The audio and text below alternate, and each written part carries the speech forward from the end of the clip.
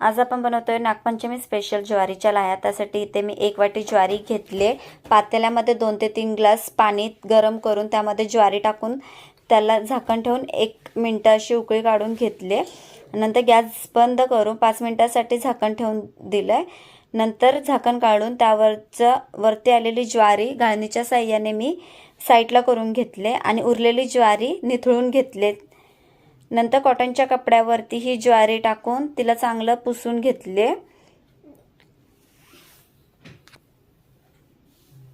आणि नंतर एका ताटामध्ये 4 ते 5 तासासाठी अशीच ठेवून दिले। नंतर मी कुकरमध्ये ज्वारीच्या लाह्या बनवते, त्यासाठी कुकरच्या झाकणाचं शिट्टी आणि रबर काढून घेतले। कुकर चांगला गरम करून त्यामध्ये मुठभर ज्वारी टाकून त्याच्यावर झाकण ठेवून त्याच्या ज्वारीच्या लाह्या बनवून घेतल्यात आणि अशा पद्धतीने आपल्या सगळ्या ज्वारीच्या लाह्या मी बनवून घेतल्यात। रेसिपी आवडल्यास